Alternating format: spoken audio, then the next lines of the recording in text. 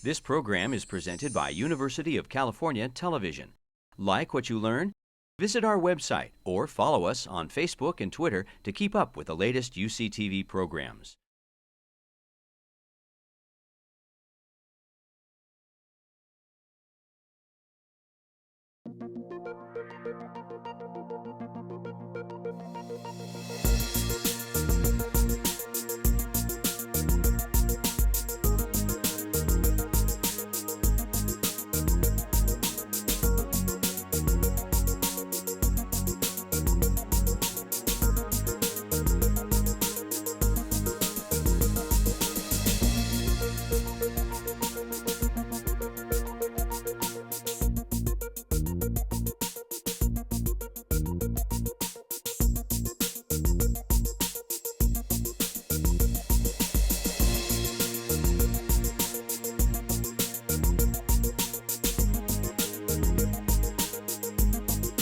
I think we're going to begin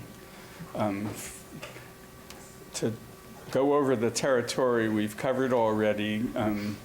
2 weeks ago, we went through the history of health reform and saw how similar the ACA is to most attempts to reform the U.S. health system, particularly those, ironically, that the Republican Party presidents have proposed and members of the Senate have proposed. Last week, we went through some of the roads not taken, alternative ways of reforming the health system. We had a representative who presented on the single-payer health plan proposals. We had one who presented now more commonly proposed Republican alternative based on tax credits, and a third by Dr. Hal Luft, the former director of the Institute for Health Policy Studies, which was a hybrid plan. So those were 2 sessions that brought us to the passage of the ACA.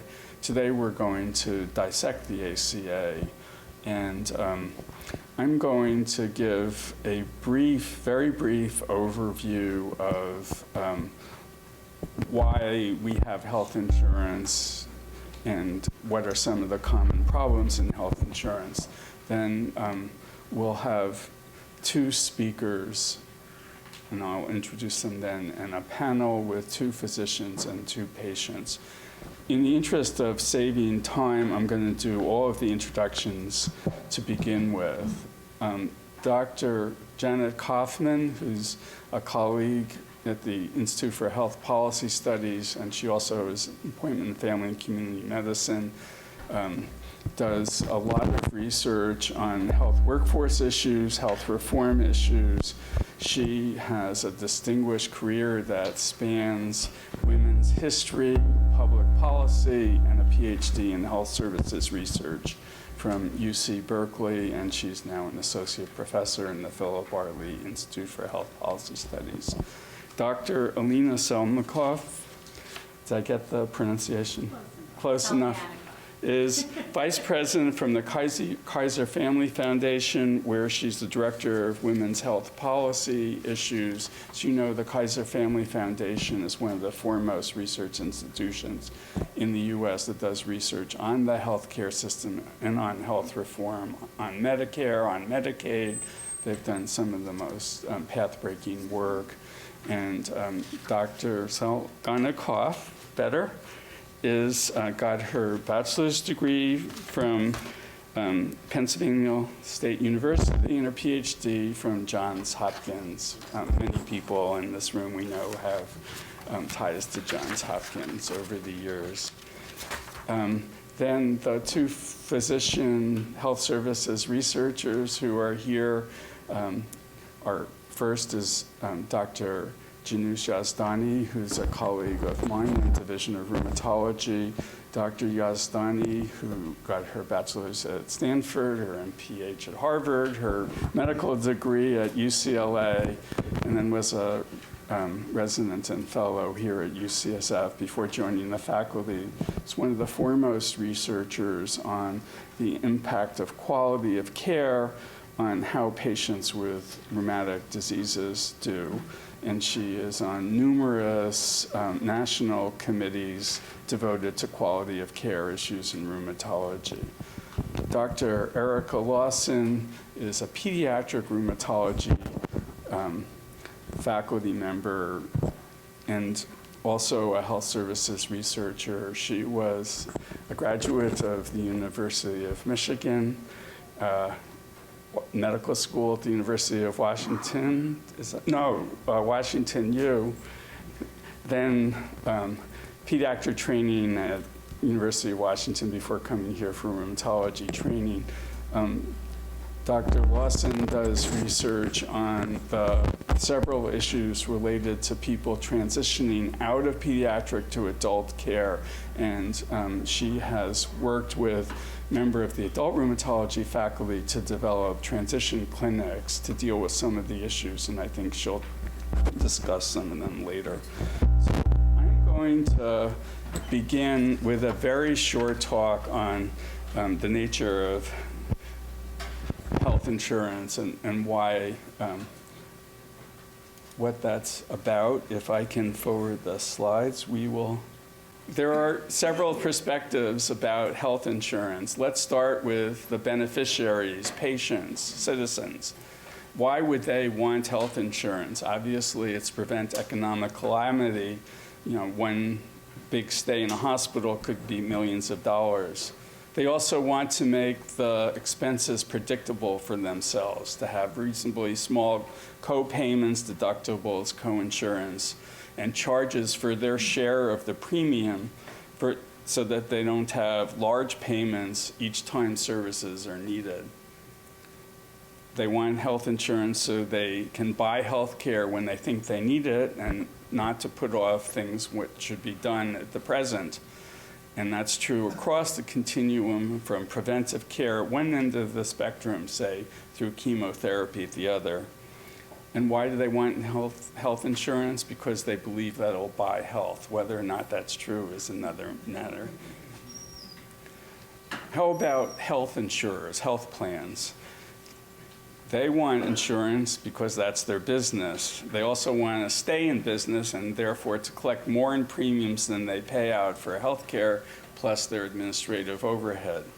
They too want to make costs predictable, and that's premium costs and the beneficiary cost sharing based on reliable estimates of usage, and I'll talk about that more. They want to minimize health costs so they can have a greater chance of staying in business. And they do this by achieving a good actuarial mix of beneficiaries. They don't want too many people who are old and sick. Under the old system, prior to the Affordable Care Act, the way of doing that was to avoid people with pre-existing condition and older people. Under the new system, they need to entice more people who are young to offset the older people and get them into the pool of people from whom they collect premiums. They want to lower healthcare utilization. Under the old system, they don't provide all kinds of services. A lot of health insurers didn't cover mental health. Sadly, many didn't cover maternity services, particularly under individual plans, and Dr. Kaufman may talk about that some in her talk. Under both the old and new systems, by no I mean the Affordable Care Act, they use cost sharing and utilization review to keep the utilization down, and so the costs can be more predictable, and hopefully they can generate profit. And lastly, the last thing they do, and this has been more controversial, is they often pay providers less. They selectively contract with certain pharmacies, hospitals, and doctors who are willing to get paid less than some other doctors, pharmacies, and hospitals. And lastly, we talk about it from the perspective of the healthcare providers. They too want to stay in business. They want to collect more than it costs to provide the services. They want to collect more from the health plans, and to do that, they're part of a bargaining with the health plans to negotiate higher rates. They want to reduce uncompensated care because that comes out of their pocket of revenues. They want to sometimes provide a mix of services that's more profitable. This is one of the things that the Affordable Care Act was designed to overcome. And they want to reduce the costs of providing services. So they too negotiate with suppliers, including their employees.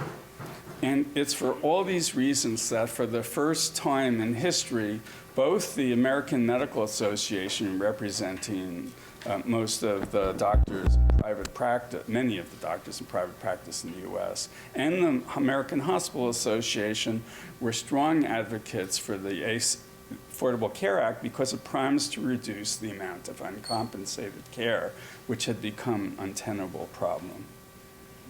So the ACA represented a bargain. And the bargain was it extended benefits of group plans to individual insurance market, hopefully to create larger pools of patients to increase the predictability of expenses. And it provided subsidies to encourage more people to obtain health insurance, because a lot of people won't unless there are subsidies. And the goal was to alter the mix within the pools, create healthier pools to amortize the cost of adding people with pre-existing conditions to the mix. And then in the last two of my slides, I want to talk about some of what the benefits are of creating larger pools and then bringing younger and healthier people in. So this slide is a result of a thought experiment.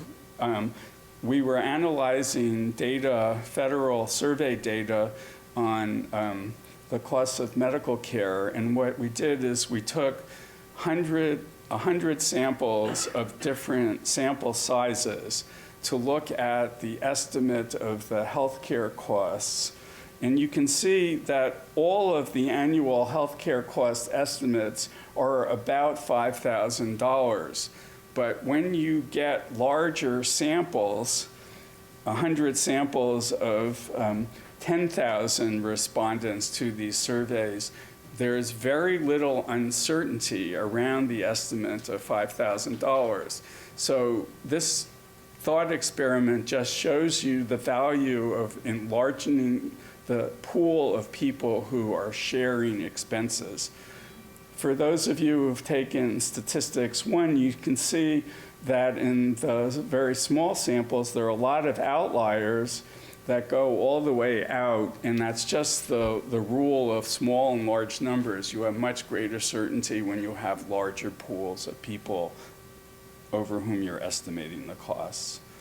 So in my last slide, I tried to show the benefit of altering the mix within the pools by looking at annual expenditures by age for 3 samples of people. In the blue sample, you can see that if you bring the so-called young invincible population into the pool, they have average costs of $2,000.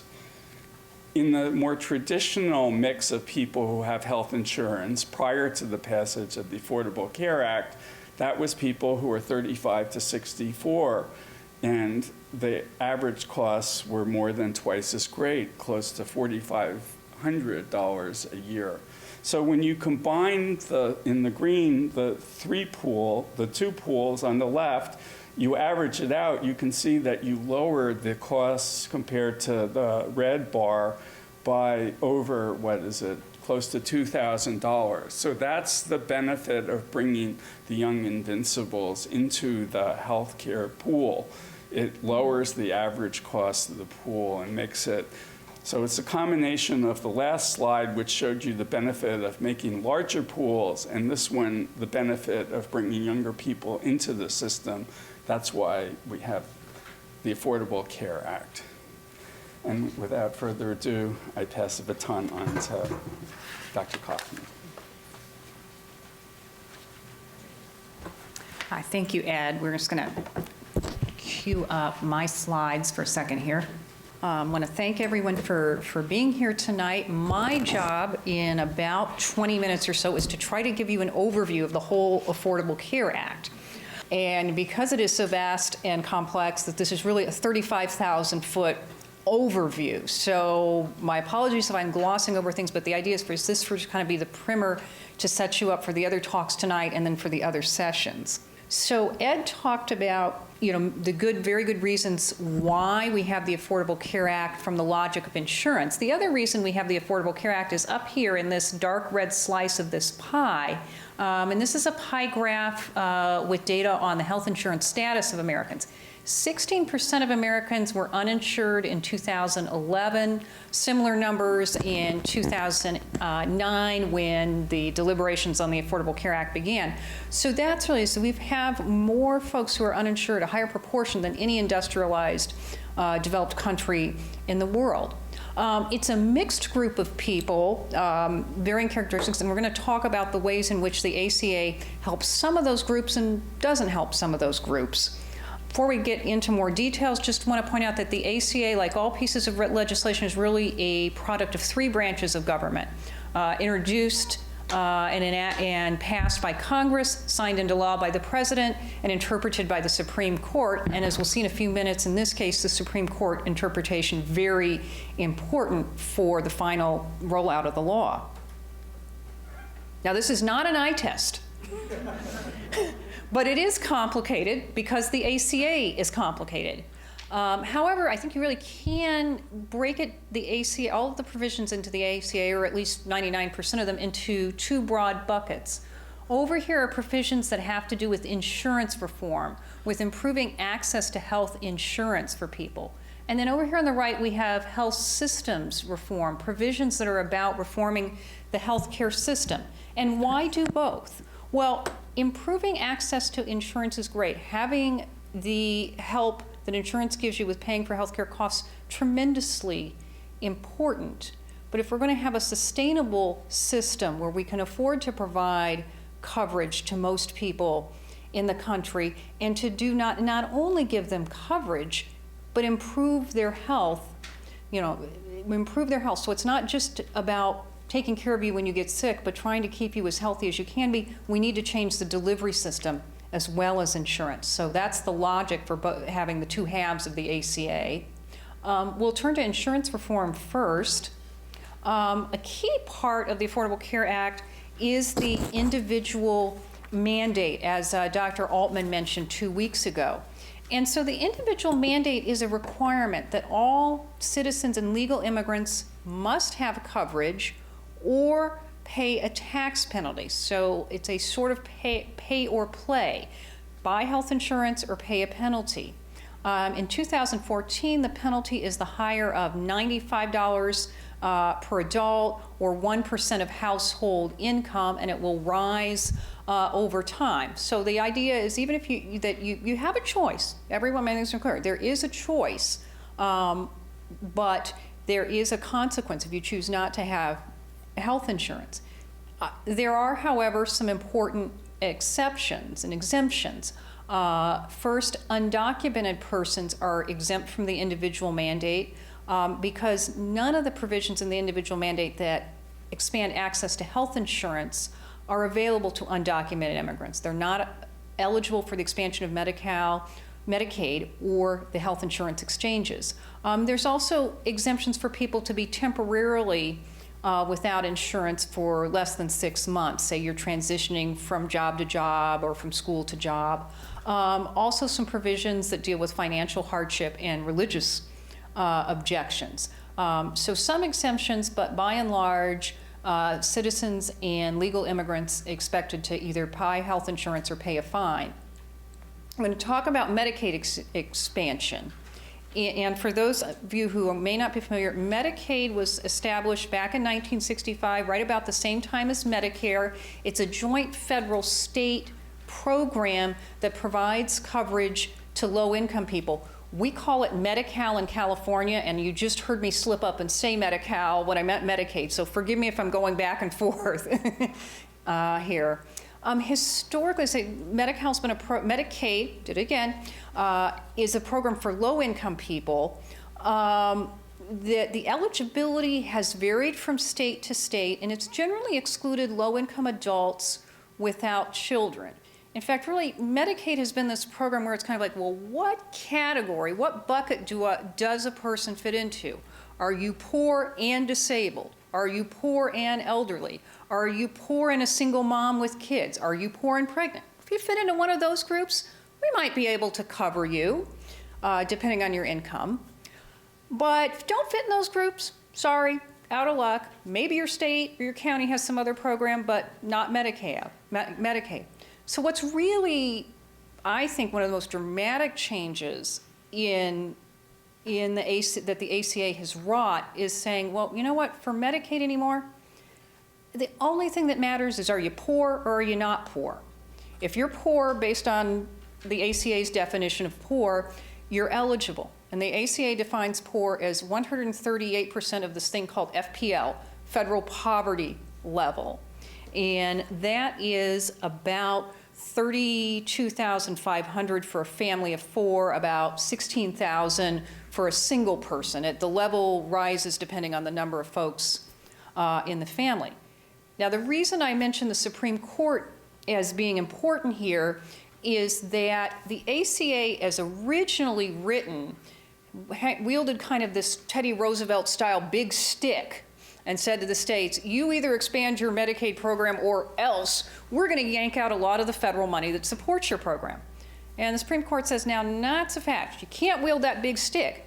You can pull out some little carrots and dangle them, but you cannot put that much pressure on the states to expand Medicaid. And so as a consequence, some states like California have chosen to expand, some have not.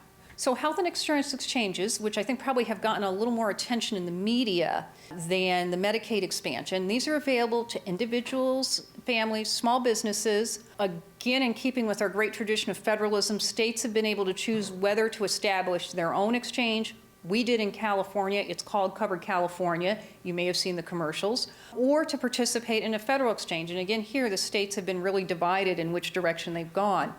I apologize that this slide, we did not get the color scheme right. But anyway, what is a health insurance exchange? Well, it's an insurance marketplace. They were envisioned as an online marketplace. That, as Peter Lee from Covered California says, that you could sit in your computer and buy health insurance as easily as you could order a book on Amazon. Well, it hasn't been quite that easy, but that's been the vision, and I would submit that actually in California it's working a lot better than some other places. And the idea of the exchange is to enable folks to compare plans on quality and cost, and that's done in two ways, by having the same essential benefits and by having 4 standardized benefit designs. And so essential health benefits, this is the list of health insurance benefits that all health insurance plans in the exchange and beyond the exchange are required to cover. And it's a pretty comprehensive list. Some of these are things that in the individual insurance market historically have not been that well covered. They're pretty typical things you would find in an employer-sponsored plan for the most part, but some things not so common in the individual market. For example, maternity and newborn care. Prior to the Affordable Care Act, there are a lot of policies sold in California in the individual market that didn't cover maternity and newborn care. There's in fact a real price premium if you were someone who wanted coverage for maternal and newborn care. Rehabilitative, habilitative services, mental health, substance abuse, things that either weren't covered or were not always covered very comprehensively. One thing to note at the bottom, essential health benefits include pediatric vision and dental, but not adult. And I think the lack of adult dental is certainly a concern because there are a lot of low to middle income folks who have a lot of dental health problems. Moving on to the standardized benefit design, you may have heard about the metal tiers, the bronze plans, the silver plans, the gold, the platinum. Well, what is that about? Well, what it's really about, as this slide tries to illustrate, is that it's about what fraction of typical expenses are paid by the health plan and what fraction are paid by the consumer when they get care, meaning the cost that you pay, say, when you go to visit the doctor or when you get a prescription or a lab test. And so over on the left here in the bronze design, in this kind of plan, the health plan pays 60% of the typical costs and the consumer pays 40%. And if we go over to the right to the platinum plan, the plan pays 90% and the consumer pays 10%. And so this is really a trade-off between premiums, because the 60, whether the part in blue that the plan pays, the plan pays for that through the premiums that consumers pay every month. And so it's really a trade-off here between a plan like a bronze plan, where with only coverage for only 60% of typical expenses, that's a relatively low premium, say, compared to the platinum plan. But look up here at the gold bars and you'll say that in a bronze plan, the consumer, when he or she goes to the doctor, gets a prescription, gets a test, is paying a lot higher proportion of the costs than he or she would in a platinum plan. This is not necessarily a right answer, but this is a way of having 4 kind of standardized levels to help people make more thoughtful decisions about what seems right for them. Some people are going to say, I really like things to be predictable, and I want to have a platinum plan and have most of my costs come out of my premium. Other folks say, well, I think I'm pretty healthy. I don't think my expenses are going to be typical, so I think I'm going to go for the low premium plan and pay more out of pocket when I do need to get care. And again, there's no right or wrong, but what this does is really standardize it and make it easier for people to make apples to apples comparisons between plans. The exchanges also provide subsidies for persons and families with incomes between 133 and 400% of poverty. And you'll notice that bumps up the lower limit here for these subsidies in the exchange bumps up against the upper income limit for Medicaid. And that was by design. As originally envisioned, in every state you'd have Medicaid covering up to about 133, 138% of poverty, and then the subsidies in the exchange kicking in for folks up to 400% of poverty. That is the way it's working in California. That's not the way it's working in the states that chose not to expand Medicaid.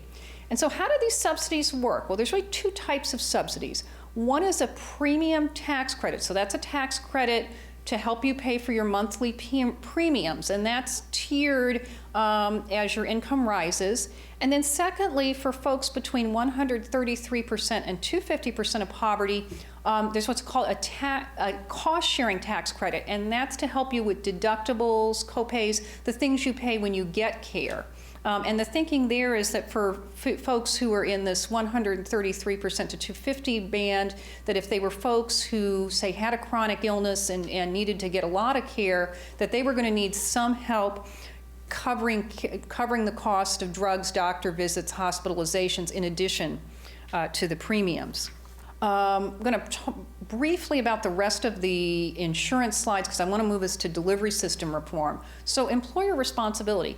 The ACA does not have an employer mandate per se, but like the individual mandate, it says that employers with more than 50 employees, so there's an exemption for small employers, but for employers with more than 50 employees working 30 or more hours a week, you're going to pay a penalty if you don't at least offer a plan that covers at least 60% of typical expenses. In other words, if you don't have something that looks like a bronze plan for your employees, you're going to face a penalty. This has been delayed. Delayed for firms with more than 100 employees to 2015 and to 2016 for firms 50 to 99. And I think it's just fair to say that that's been a little controversial, and we'll leave it at that. There's also some incentives for small employers, those with 25 or less employees, if they meet certain conditions. It's really those small employers with workers with relatively low wages to give them an incentive to provide coverage. One provision I think that's been quite popular is a provision that permits young adults to remain on their parents' health insurance policies until age 26. This was implemented in 2010. Again, not for everyone. You've got to be in this age group and have a parent with health insurance. But if you are lucky enough to be in that age group, it's an alternative to Medicaid or the health insurance exchanges. I want to talk some now about individual insurance market rules. Prior to the Affordable Care Act, in the individual market, things really worked quite differently than in the group market. And when I say the group market, I mean coverage that's provided by employers or other groups. I mean, sometimes it's something like a professional association, but anyways, groups of people as opposed to single people or individual families. And in the individual market, there was a lot of what we call medical underwriting. And what that means is that there was a lot of your proportion of your health insurance premium that was really based on how healthy you were or how sick you were. And if you were someone who was unfortunate enough to have a chronic illness, unfortunate enough to have had cancer, you might not get coverage at all, and you certainly would pay substantially more for your coverage. If you were just simply older, you could pay substantially more. And so what the ACA says is, no, we're going to move away from that medical underwriting. We want to have this kind of equity in the individual market that we have in the group market. Not perfect equity, but more balance. And so one of the things is guaranteed issue. If you apply for health insurance coverage, whether it's through the exchange or for an individual policy outside the exchange, you can't be denied. You also cannot be denied coverage for pre-existing conditions. So they can't offer you a policy that says, well, we'll cover you for everything except that breast cancer if it comes back, or except that lupus. You also can't have your coverage canceled without proving fraud. Premiums are really to be based on only three things. Location. If you live in a place where healthcare costs more, you're going to pay more. By age, but age in only 3 bands, so much less heavy, there's sort of a compressing, if you will, of the difference between what the young invincibles are charged and folks in, say, their 50s, early 60s are charged. ACA allows you to rate on tobacco use. We in California have chosen not to do that. But really, to really have more equity, one thing that's explicitly forbidden to use is gender. And again, in California, gender, and in other states, gender was often used as a factor, and women were often paying more. For the whole insurance market, prohibitions on lifetime limits on coverage, annual limits on coverage designed again to help folks with high expenses. Also prohibitions on cost sharing for recommended preventive services. Dr. Salganikoff is going to talk about some of the preventive services for women. So we'll skip over that. I think someone last week brought up medical loss ratios. Just very briefly, the point of these provisions is to nudge health plans to devote the bulk of their premium dollars, the bulk of their revenue to clinical care and quality improvement, and if they don't do that, to provide rebates to consumers. So we'll now shift quickly to delivery system reform. I'm going to first talk about reimbursement of providers, because reimbursement, money, whether we like it or not, money is a big driver of behavior.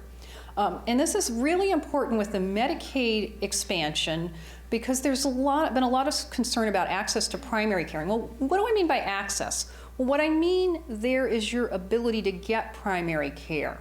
There's the ability to get an appointment with a primary care provider within a reasonable length of time. And again, the idea is it's not enough to just have an insurance card. If we really truly want to improve health and have a more cost-conscious system, we need to enable people to get in to see primary care providers when they need to see them. This is a particular concern in Medicaid because only 66% of primary care physicians nationwide accepted new Medicaid patients in 2011, and Medicaid historically has paid lower rates than Medicare and private insurance, about 66% of Medicare fees on average. So what the Affordable Care Act has done is to increase Medicaid fee-for-service reimbursement for primary care physicians to Medicare rates. And the federal government has given states 100% federal matching funds. So that means it doesn't cost the state a dime or a nickel. It's all federal money to raise the Medicaid rates to Medicare rates, which are a lot closer to the cost of actually providing services. I think the big limitation here is this is only authorized for 2013 and 2014, and as of today, it's not at all clear whether the federal government is going to continue the 100% match, or if it doesn't, whether states will choose to reach into their own pockets to maintain the fee increase. Also, some changes in Medicare reimbursement for primary care providers and general surgeons. Something I think that those of you that are in healthcare may have heard about is efforts to use Medicare payments as a vehicle for stimulating improvement in quality of care in hospitals. So Medicare has reduced the payments, actually in this case not reduced, but refusing to pay hospitals for readmissions within 30 days, also reducing Medicare and Medicaid payments for hospital-acquired conditions. That would be something like MRSA and some of these nasty hospital-acquired infections people pick up. Also some funds for health workforce development. Reimbursement, very good for incentivizing the providers who are on the ground now, but you also want to think about training the next generation of providers. And so there are some provisions of the ACA that do that. I'm going to spend a little bit of time on delivery system reform. I think bundled payment and accountable care organizations were two terms that got bandied about in previous weeks, and we'll try to say a little bit about these. So what is bundled payment? It's an alternative to fee-for-service and capitation. Well, what are fee-for-service and capitation? Well, fee-for-service, as the name implies, is that providers getting paid a separate fee for every service that they provide. So every office visit, separate payment. Every lab test, separate payment. Every prescription drug, separate payment. Capitation is over at the other extreme. And the term capitation is derived from per capita, or per head, per person.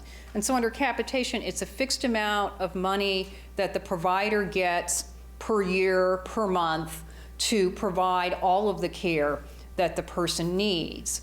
And bundled, so those are the two extremes. Bundled payment is in the middle, and it piggybacks, I would say, off the way Medicare has paid hospitals since the early 1990s. So since the early 1990s, when a Medicare beneficiary goes to the hospital, they're assigned something called a diagnostics-related group, a DRG, and that DRG, based on that DRG, the hospital gets a fixed sum of money to provide hospital services to that person while they're in the hospital. Doesn't cover the physician, but it covers the hospital bed, the nurses, any labs and things that are done in the hospital. What bundled payment says is, okay, well, let's drag that out a bit. Let's make that payment, if you will, drag it out, make it bigger, cover a bigger bundle. Let's go from 3 days pre-hospitalization to 30 days post-discharge, and let's include the major expenses that are going to be incurred. Let's go beyond inpatient care to hospital outpatient physician services and post-acute, and pay that all as a bundle to incentivize providers to provide the best quality care in the most cost-effective setting. Health homes are really within primary care and focused on having a primary care provider really be responsible for coordinating the care to ensure that all of the needs of people with chronic illnesses are met. So this might be an individual physician, might be a primary care group, might be a clinic. But the idea is everything from primary care, acute, behavioral, long-term care services. Again, focused on chronic illness, people who have high needs, some of them multiple chronic conditions, and the federal government is giving states 90% match, so 90 cents on the dollar to do this, and states have a lot of flexibility designing these kinds of programs. But again, the real idea is how coordinate care for those who have the biggest needs.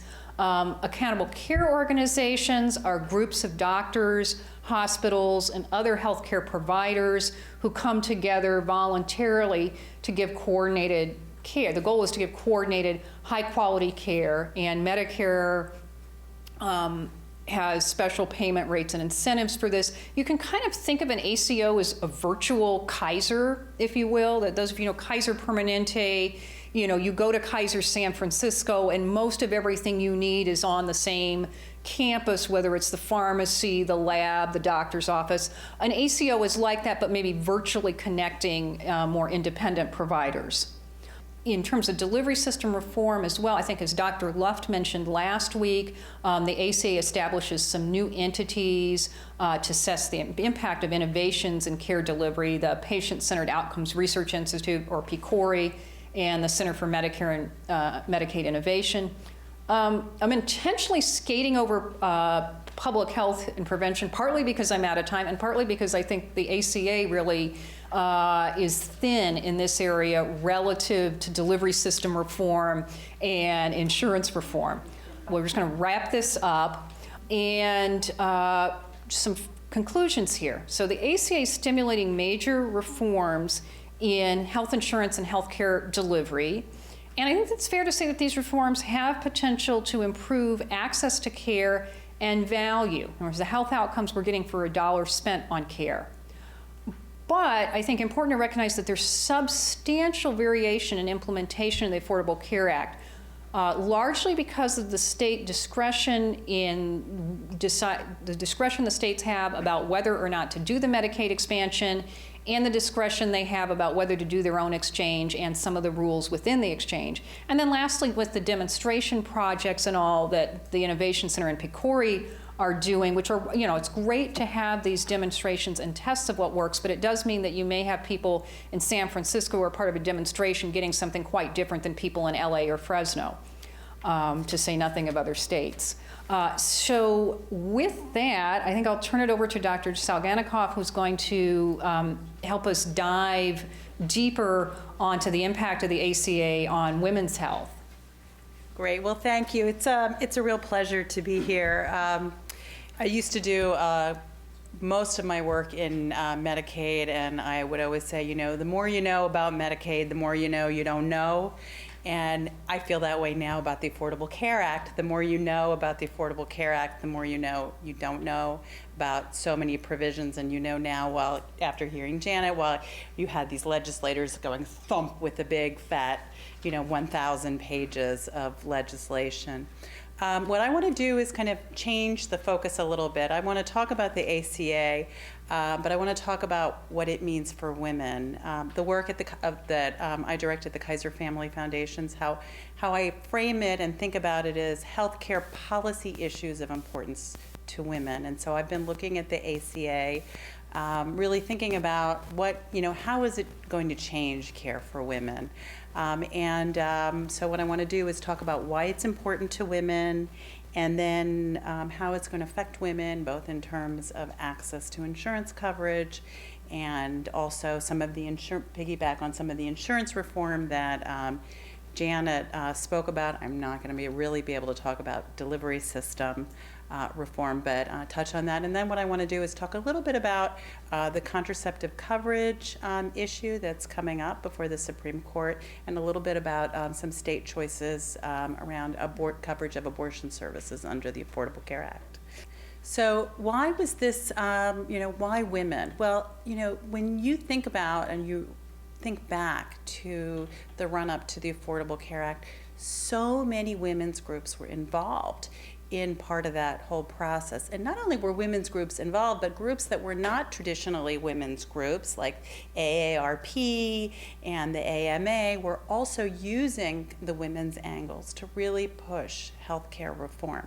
At the same time, you had groups like Concerned Women for America, who were also pushing against, rallying women against health reform.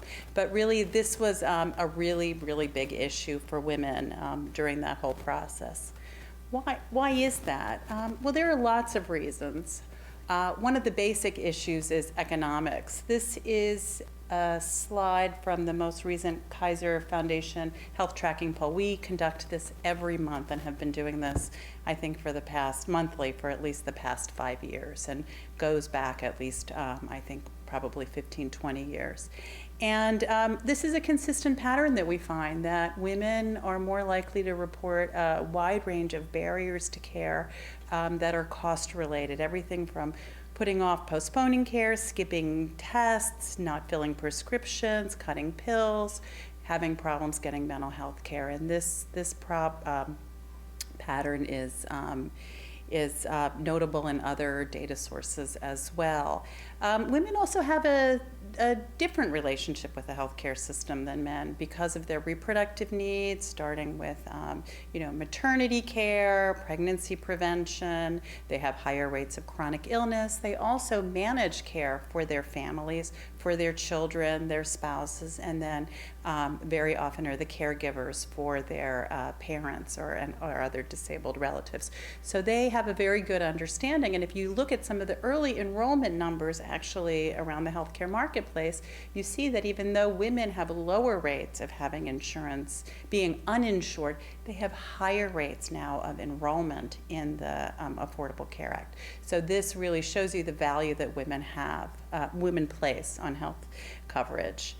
And Janet talked a little bit about, we saw the pie on the share of the uninsured. This is the share, these numbers are slightly different than the numbers that she showed you, because this really looks at adult non-elderly women. These are women who are if you're over 65, you typically have Medicare coverage. About 1 in 5 women in the United States lacks insurance. The rate is slightly higher for men. And so you see 12% of those that population has Medicaid. As Janet said, a lot of people in the past, they didn't qualify for Medicaid, no matter how poor they became, because they didn't fit in the Medicaid buckets, the categories. And you can see here that this pie, this slice of the uninsured, kind of breaks out in a lot of different ways. If you look at the bottom, about 2.5 million women in the United States are undocumented. So these are women who are living here, not living here legally, but are women who are going to need health care services at some point. There's about 2.4 million women. We call those women, they're in the coverage gap. They live in states that haven't expanded Medicaid. So they are poor, their income is all below 100% of the poverty level, but they are not going to qualify for subsidies on the exchange. That is only to get a subsidy, your income has to be above 100% of poverty. And if that sounds crazy, it's because it is. But that is the way it is structured. The law, when it was designed to be a puzzle that fits together. By taking out this Medicaid requirement, what happened is that basically there was a big hole in the puzzle, and unfortunately those individuals fall in the gap. About 4.4 million women are going to be Medicaid eligible. That is, either they're eligible today and they're not enrolled, or because of the way the eligibility is set up, they're going to qualify for Medicaid. About 6.8 million, and that's a pretty large group, are going to be eligible for tax credits. Those are the subsidies that Janet spoke of. And about 2.6 million are women whose income is above 400% of poverty. So they're going to be eligible for access to insurance regardless of their health status, but they're not going to get any subsidies to get that insurance. If we look across the country, we can consider ourselves to be extremely fortunate to be living here in California, which is a state that has really tried and moved mountains to try to expand coverage. That hasn't been the case across the country. And about half the states are actually not expanding Medicaid. So these are some big states with very high uninsured. In Texas, 24%, 1 in 4 adults in Texas have no insurance. The poorest of the Texans in Florida, it's the same. Louisiana, all along the South, there's a lot of people there who are very poor who are not going to get coverage. I want to talk a little bit about the insurance reforms that Janet alluded to. And the first was that now there is a policy, in the past it was, insurance was, this is something, when I start talking about this, my husband always says, this really makes my eyes glaze over. So I'm just preparing you that this is really, it's really important stuff, because the details of how insurance operates really makes a difference in the policies. And a big part of this is how insurance is regulated. A lot of the states like California was very progressive in terms of passing requirements, but that only affected a limited amount of insurance plans, and that's just the plans that are bought and sold in this state. The majority of workers are actually in self-funded plans, and that's when the employer is actually paying the full amount. They don't really have insurance in terms of the traditional sense of insurance. State policies didn't affect that. The ACA makes a lot of changes, and so there are now new rules that really affect not only the state plans, but also the larger self-funded plans. So we had no uniform national policy regarding dependent age coverage. In some states it was 19, in some states it was 21. This changed, and now nationally up to age 26, insurance is required. Now you can have, you have to have an offer of dependent coverage. And in fact, we saw a reduction from 2009 to 2012 of 5% in the rate of uninsurance among this young adult group. And this was the group that had the highest uninsurance rate. Similarly, around pre-existing conditions. In the past, insurance could say pregnancy, pre-existing condition. I know you need insurance and you're pregnant. We'll cover you, but not for pregnancy, or we won't offer you coverage at all. Similarly, women who were victims of domestic violence could be considered at risk, have a pre-existing condition, and been denied coverage. That doesn't exist anymore. There are no more pre-existing conditions. Individual insurance, we heard about gender ratings. Individual insurance plans could, and I'll tell you, many of them did, charge women higher rates than men. And that is after the fact that they didn't even include maternity coverage. So they charged women higher rates and without having maternity coverage. That now is banned. Gender rating is prohibited under the law. Similarly, maternity care we heard about was typically not covered by individual insurance plans. They would either sell you a rider, but you couldn't buy the rider if you were pregnant, or there was a time delay before you actually got coverage. Now maternity coverage is included in all individual plans. Similarly, Preventive Services California had a large number of state requirements for the plans, as I said, bought and sold in the state for covering preventive services. Some states had very few. Now we have a requirement that new plans, and I'm going to talk a little bit about what these new plans are, and as I said, these includes all private plans, not just people who are getting their new coverage through the exchange or uninsured, but all of us.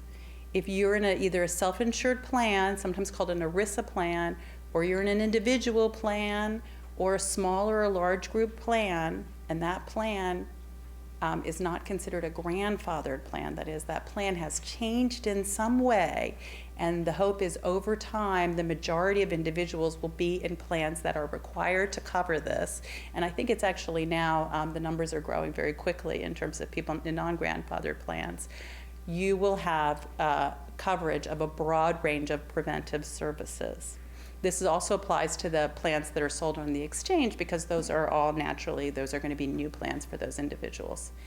And what is that? And this is like the Janet slide. This is a lot of stuff here, and this is just here so you can see the magnitude of preventive services that are now covered. And that is all the U.S. Preventive Services Task Force A and B recommendations, all the vaccines that are recommended by the Advisory Committee on Immunization Practices, as well, and for adults is an additional 8 services that were identified as preventive services for women that are covered by, they were identified by an IOM committee that found those to be gaps, and that includes the contraceptive coverage that you've heard so much about, but it also includes intimate partner violence screening, breastfeeding and lactation support services, breast pump rental, well women visits. So there's really, really a lot of important services, and we know through a large body of literature that financial barriers can be a limitation and a problem in terms of people getting preventive services. Especially when you have limited income, these always fall to the side. And so when you think about contraceptive coverage, and I'm going to just drill down a little bit around contraceptive coverage, what the law requires is all FDA-approved contraceptives as prescribed. And this gives you a sense of the broad range of services. Now, the insurance plans can use what they call reasonable medical management. Sounds like a good thing. To basically limit what is provided. And there is not a lot of clarity in the law in terms of how you get to some of the more expensive methods. And there have been some concerns, and actually in California they're introducing legislation here in the Assembly. I think Holly Mitchell just introduced a law to basically require that the plans cover all of the different methods of contraception so that they can't use limitations, particularly some of the more expensive methods there have been anecdotal reports that they're more difficult for women to obtain. Now, one of the issues that's really gotten a lot of attention is who's required to provide contraceptive coverage. So there are some exemptions. Not every single employer plan is going to cover contraception. Here, if you look at the red, these are the total exemption. These are churches, synagogues, houses of worship. They are exempt, and their employees and their dependents are not entitled to contraceptive coverage. That's pretty straightforward and in the law. In terms of the requirements, then it's divided into for-profit and not-for-profit employers. All for-profit employers are required to include contraceptive coverage as part of the preventive services that they provide. The two Supreme Court cases that are going to be, the oral arguments are going to be heard in about a month, are for-profit employers. We're going to put that on the shelf for a second. And then you have nonprofit employers, and there's two categories there. There's the secular employees, the secular nonprofits that don't have any type of religious affiliation. Those employers are required to provide contraceptive coverage. If you are a religious affiliated employer, that is a Catholic or faith-based health system, a university, and you object to contraceptives, then you can ask for an accommodation. And basically what that is you have to just sign a form certifying that you have a religious objection. And then what happens is either your insurance plan is required to cover this and absorb the cost, because the thinking is that actually keeping women from getting pregnant is actually going to save money. And there are actuarial analyses to actually demonstrate that.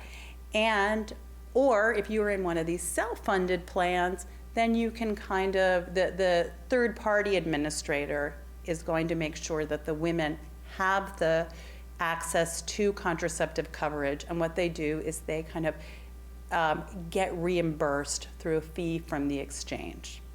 But basically, what's important to take away from this is that other than the women who work for faith-based, for a nonprofit house of worship, all of the women are supposed to get contraceptive coverage. And the goal here is to try to make an accommodation to religious groups, but at the same time making sure that women have access to this new benefit. The case in the Supreme Court involves two for-profit entities. One is Hobby Lobby, which is a national chain of craft stores, and the other is Conestoga Wood Specialties. These particular businesses object to not all methods of contraception. Hobby Lobby objects to emergency contraception, Ella and Plan B, which are morning after pills. And the Hahn family, who are Mennonites, they also object to the emergency contraception and IUDs. They believe that these emergency contraceptives are abortifacients, that they disrupt an existing pregnancy. The research actually shows that you cannot disrupt an established pregnancy, and that's how the FDA has ruled that these are contraceptives and not abortifacients, but their religious beliefs lead them down this path. So one of the fundamental question that the Supreme Court is going to be looking at is does this violate their religious freedom? Does a business have the same religious rights as a person? And that's a really, really big question that I think is going to be get quite a bit of attention and has a lot of implications for also civil rights laws, because it really depends. If you give the employer the same rights as businesses. So I won't go through all of the different levels. I just don't have time. We do have a fabulous brief, and if you go to kff.org, feel free to check that out. And Lori Sobel, who is the author of that brief, is here as well. So I think that this is going to be it's a really large issue that I think has much, much broader implications than the Affordable Care Act, insurance, or birth control, and I think will be a really important case. The other issue that I wanted to talk about is around access to abortion coverage. Abortion coverage was one of the at the very end of the Affordable Care Act. I don't know if you remember the debates around the Stupak Amendment, the Nelson Amendment. There were lots of discussions about whether, what is the role of insurance in terms of covering abortions. Abortion is explicitly excluded from being included as an essential health benefit. So the states actually have a lot of latitude in terms of what can be covered. Under Medicaid, as many of you may know, Medicaid only pays for abortion if the pregnancy is the result of rape or incest or is a threat to the life of the mother. States can pay for abortion coverage under Medicaid with their own money, and 17 states do. California is one of those states. But in other states, unless you have a pregnancy and a result of one of these situations, you do not have coverage. In addition now, 24 states have passed laws that say, you know what, no one on the health exchange can buy a plan that includes coverage for abortions. And then 9 of those states on top of that have said, you know what, not only just the exchange, if you cannot buy an insurance plan in this state that covers abortion. So in fact, what you have is you have the federal policy, but then you have the state policies which are directing that. And here you can see in blue, those are the states that don't have any limitations on abortion coverage. And the states that going to kind of the lighter shades and then going to the orange, and then those are orange are the states that also have the restrictions on the private insurance market as well. So kind of if you look at the share of women who are uninsured, about half of the women will be able to access a plan that includes abortion coverage either through their Medicaid program or through the plan that they purchase on the exchange or marketplace. But about a third of them will not have access to coverage for abortion. And so that is also cases if a woman has there's a fetal anomaly or she has a pregnancy which is not likely to survive, or it could be a threat to her health and not her life, then she will not get coverage for abortion. There is a slice here of about 15%. These are the women who are in the coverage gap. Remember, we were talking about them earlier. Those are women who live in states that are not expanding Medicaid. Even if those states expanded Medicaid, 99% of those women live in states that are they're the Hyde states. So they only offer abortion coverage in very, very limited circumstances to their Medicaid beneficiaries. So, as we think about kind of what are the big issues for women's health, clearly enrollment is going to be a huge issue.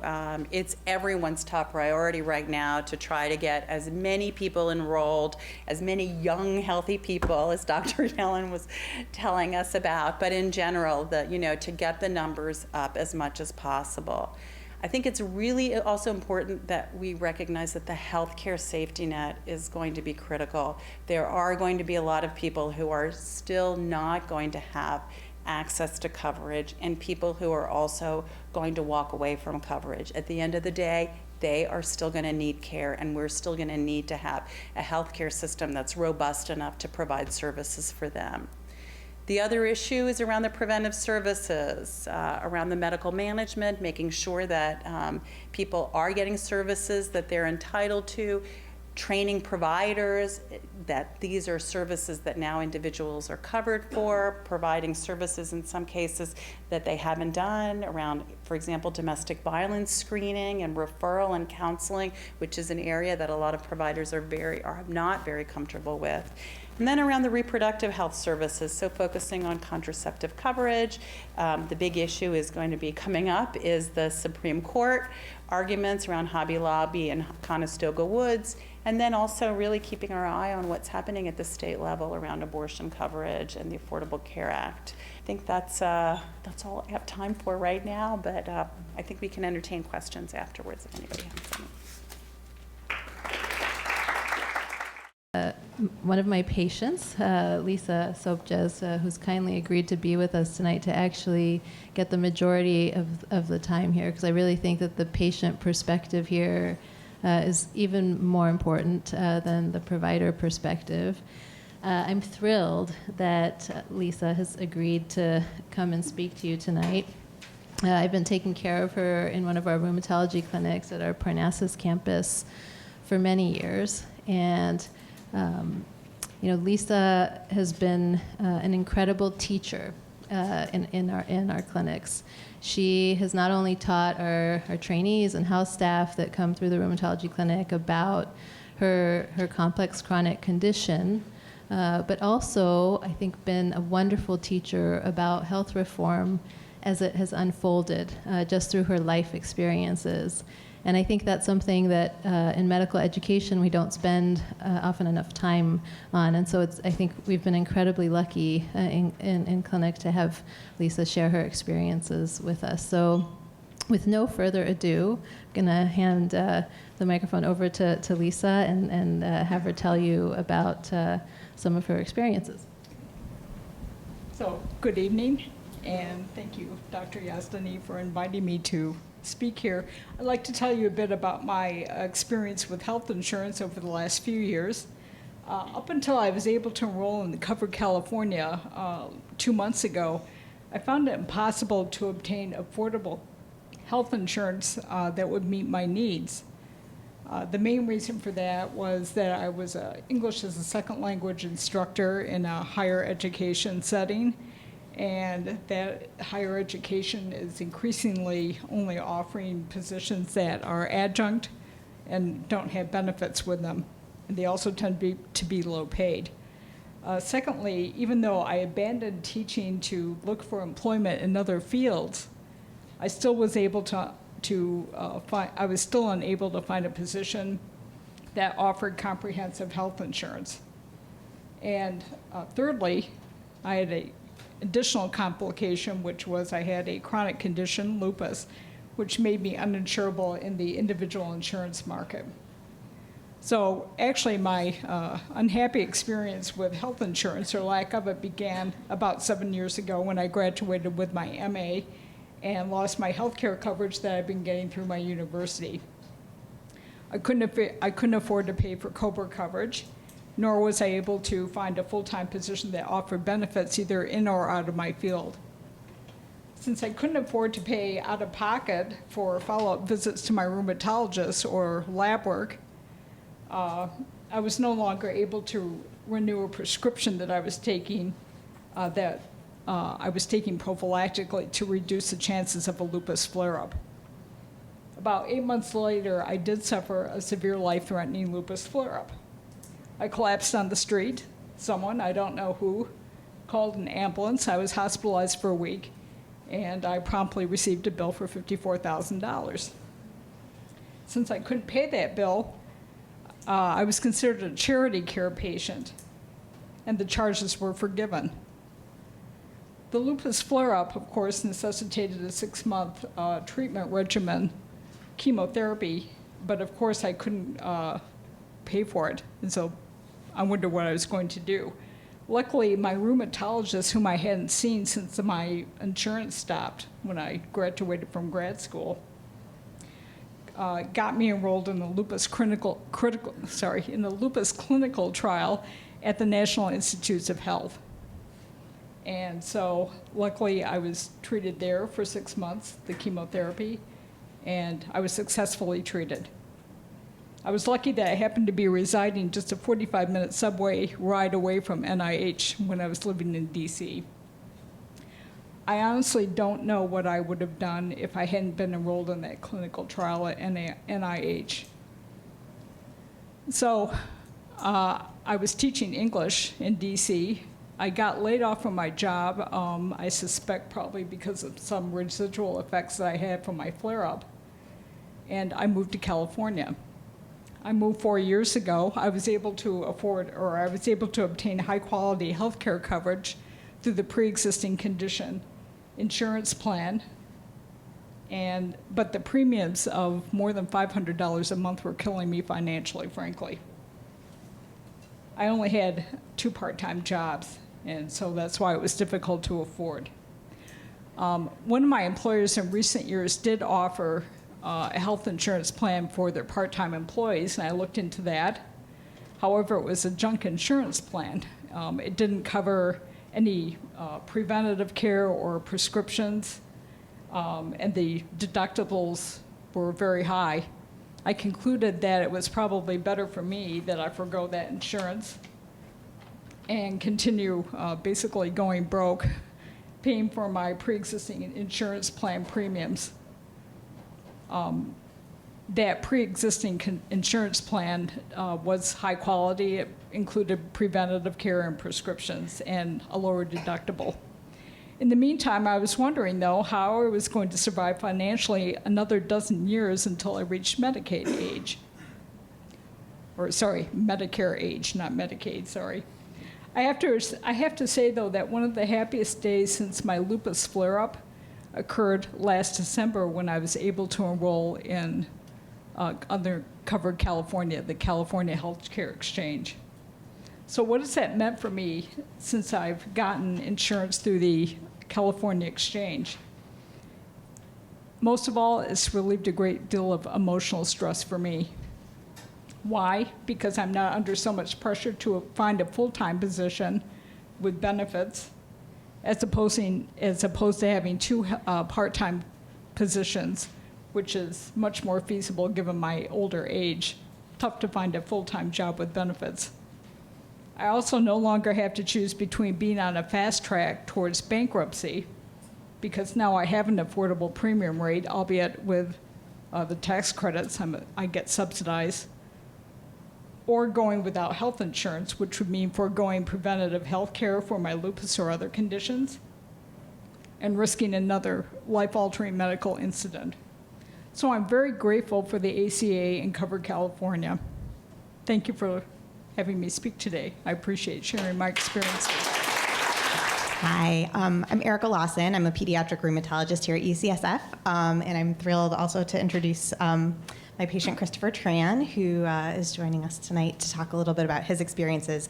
I just briefly wanted to touch on the ways in which the changes of the Affordable Care Act have affected our patient population, and a few of them have been alluded to already tonight.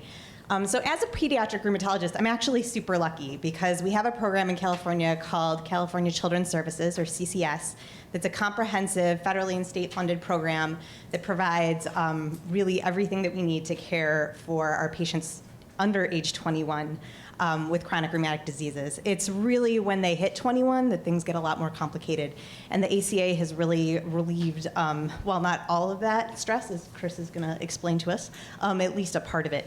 And so previously, our patients were often in a situation when they turned 21, if they were full-time students, and their parents had private insurance, could sometimes remain on that insurance.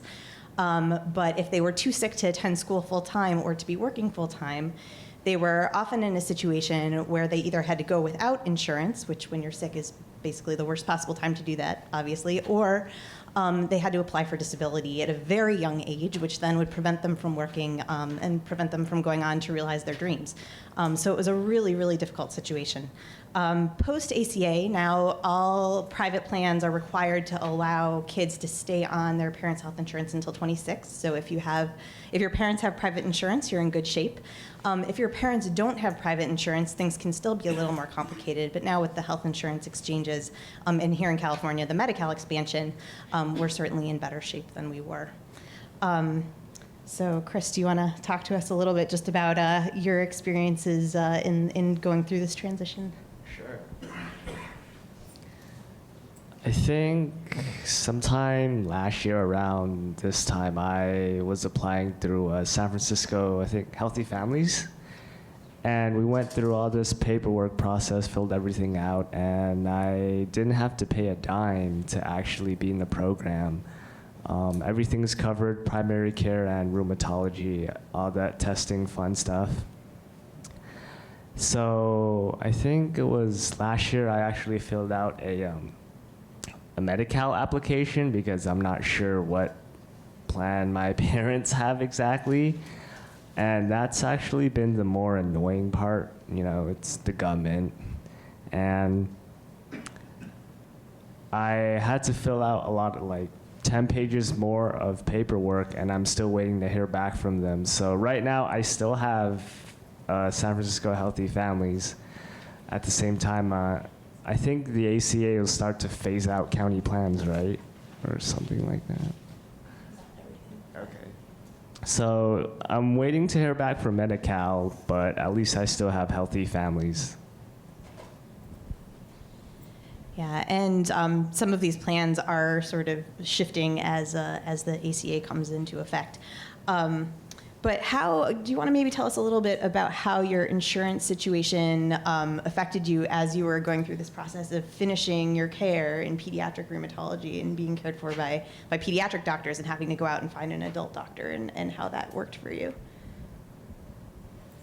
I mean, at first it was a little bit intimidating because I had no idea what to do coming from an immigrant family. But Dr. Lawson and Dr. Von Shaven helped me out a lot. And also Caroline Hill, the social worker, told me about Healthy San Francisco and how they would help me take care of all that, especially through the primary care provider.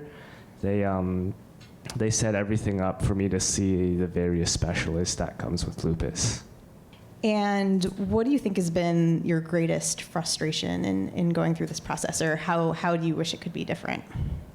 Can't really say, because I'm still waiting to hear back from Medi-Cal, but yeah, but I mean, it's definitely a lot smoother than what I initially thought, since I have Healthy San Francisco and people actually guide me through it instead of just shooting blindly in the dark to go out and look. Yeah, and so having Healthy San Francisco certainly is a fortunate thing that we have here if we live in the city. I was just going to say, do most people know what Healthy San Francisco is? No, okay, some people don't. Sounds like a lot of people do. But I can't remember exactly how many years ago. It's been at least 5. The city of San Francisco decided to sort of start its own universal health care insurance. And I work at San Francisco General Hospital, where we see a variety of people, and as long as they are residents of San Francisco, they're able to get relatively comprehensive care there. So medications, laboratories, imaging, access to primary care, and specialty care, all provided on a sliding scale.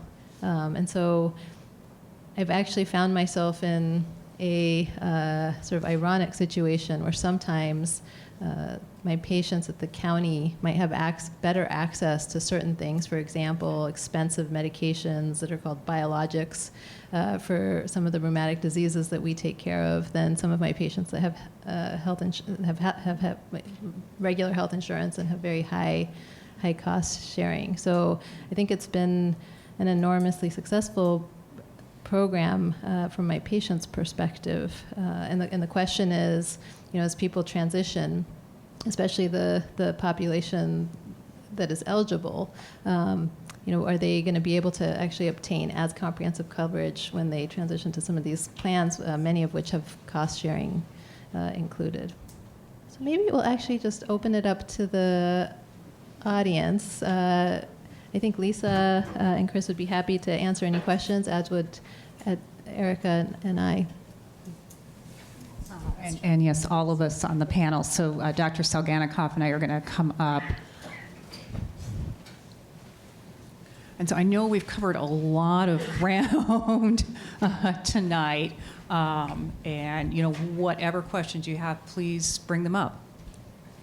Yes, in the red sweater. Okay, so the question is whether the ACA provides any incentives for healthy behaviors. I'm going to let Dr. Salganikoff take that one. Kind of. There's a growing movement around kind of workplace wellness and a lot of kind of these incentive programs. It's a little bit of a double-edged sword, because if you reduce the premiums, if you provide an incentive for somebody who says, let's say you go to the gym or do kind of healthy living things, it's not that easy for everybody to do that. It's not that easy for working moms, for people who live in low-income communities, who don't have access to good foods, or to gym facilities. So I think that, while the intent is a noble and a good one, and I think as a society we need to do as much as we can to make sure that people can live healthy lives, I think that you really need to exercise caution in terms of doing financial incentives or benefits to people in terms of lower premiums because they're able or not able to do that type of activity. Okay, yes? Okay, so the question is about how health insurance plans set premiums. And that's a complicated question, so we'll try to answer as best we can. I think, as I mentioned, one of the things the Affordable Care Act does is in the individual market really put some boundaries on what's used to factor into health insurance premiums. And for the most part, that's really particularly the use of information about individuals has really been more in the individual market than in the group market. As Dr. Yellen showed in his slides, when you get into bigger and bigger groups, a lot of the variation washes out. So what the Affordable Care Act does that's important in the individual market is say that we're really only going to let premiums vary on 3, and in some states 2 factors. One is age. So you have 3 age groups, and younger people pay less than middle-aged or older folks. Second is location, and that's a recognition that the cost of providing care varies pretty substantially across the country.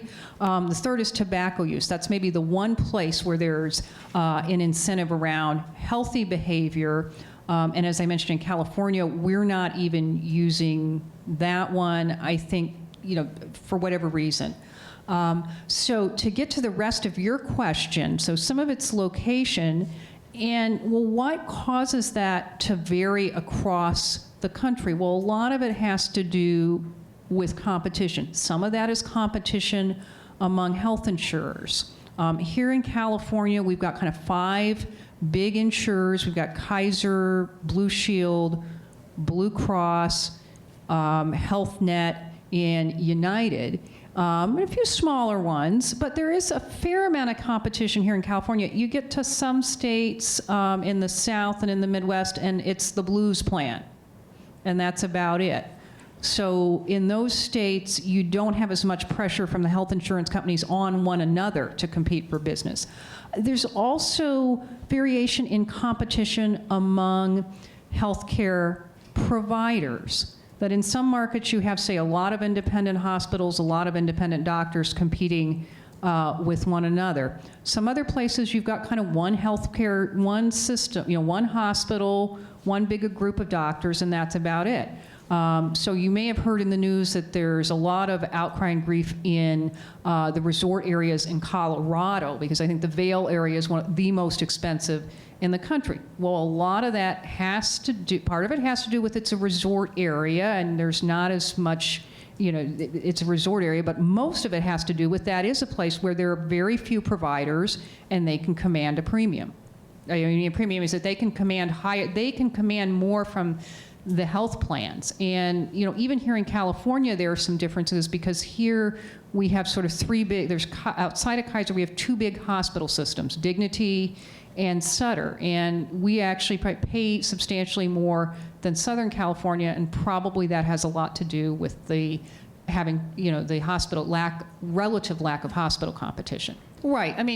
So the ACA says in rating individual people, you can't use these things. When health plans go out and negotiate, a lot of this in terms of setting premiums has to do with the negotiations between the health plans and the purchasers of coverage, whether that's employers or health insurance exchanges, and then on the other side with the providers.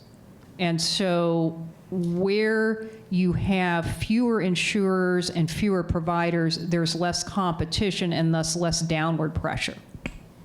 Yes. Oh, okay, so the first question is, what are high-risk insurance pools, and do we still need them?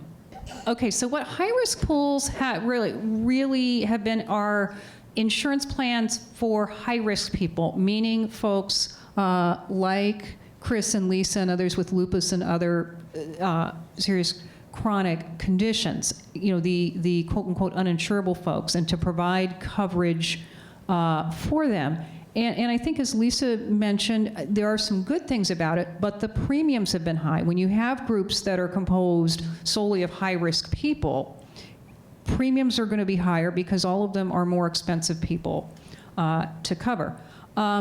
Those high-risk pools and plans are largely going away because the Affordable Care Act requirements for guaranteed issue. And again, folks like Lisa can now get a plan through Covered California, and they're no longer part of a high-risk group. They're part of a group with everybody, and so the costs are spread over more people and a mix of healthier and sicker people. So no more. No more. I think it's not like an overnight. Not an overnight, phasing out. They're phasing out. Yeah. That's the thing, yeah. Okay, so first a comment, appreciation for discussing coverage for women's health, particularly reproductive health, and then a question about whether the Affordable Care Act requires coverage for acupuncture. So the answer is basically no. With a little twist. So if you look at that, if you remember that list of essential health benefits that I showed you, acupuncture does not really fall, explicitly into any of those. Some states may have mandates on their books where the state says health insurance plans must cover acupuncture. Here in California, we have what's called a mandate to offer on employers. And what that means is that health insurance plans that sell to employers and other groups have to offer coverage for acupuncture.